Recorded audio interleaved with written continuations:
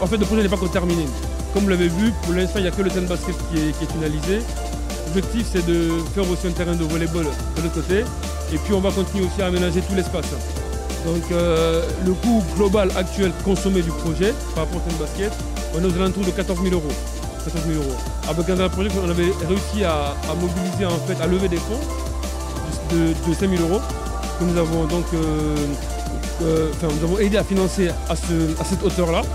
Et on a donc fait appel en fait à tous les partenaires, que ce soit public ou privé, pour nous aider finalement à finaliser ce projet-là, pour que la jeunesse de Sangoya ait un espace en fait, je dirais, qui permette à tous les enfants finalement de se retrouver et de pratiquer du sport.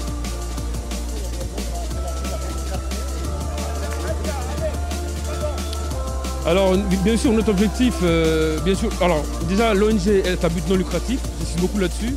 C'est pas du tout à vocation politique ou voilà, autre chose.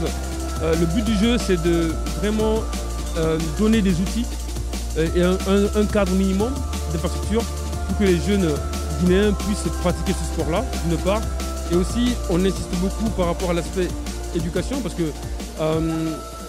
l'objectif, si vous voulez, c'est qu'on puisse développer des potentiels très haut niveau sur le plan scolaire mais aussi sur le plan sportif. Et ceux qui n'auront pas les capacités, si vous voulez, de devenir basketteurs professionnels, mais qu'on puisse au moins les accompagner, qu'ils aient un très bon niveau scolaire pour pouvoir faire ce qu'ils veulent plus tard. Donc dans ce cadre, là c'était un petit peu le projet pilote, effectivement. Le but du jeu, c'est de montrer aussi à tout le monde, notamment aux partenaires privés, qu'en travaillant ensemble, il est possible de réaliser vraiment des choses concrètes.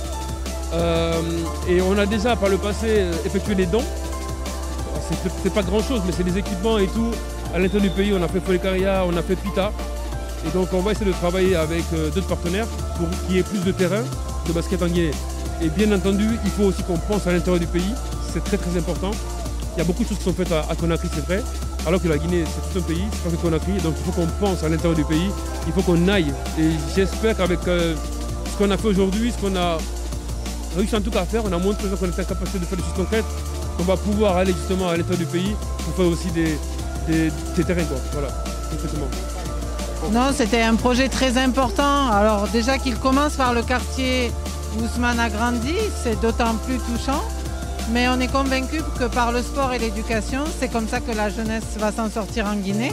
Aujourd'hui, bon, c'est un vrai chantier ici. Donc si on peut aider à notre façon, il fallait vraiment concrétiser une première étape. Et on a pu le faire parce qu'on a eu des gens extrêmement fiables et investis sur le terrain. Nous, on est en France, donc on fait des allers-retours. Là, on est vraiment content que ça se concrétise, de voir la réalisation de tant d'heures de travail et de discussion. Nous, on va pouvoir retourner et montrer aussi aux gens qui nous ont fait confiance que voilà, on peut mener des projets à bien. C'est la première étape. Maintenant, derrière, on voudrait avoir une académie de basket. On voudrait que les gens soient vraiment accompagnés dans leur développement. Donc, c'est ça qui est important, quoi.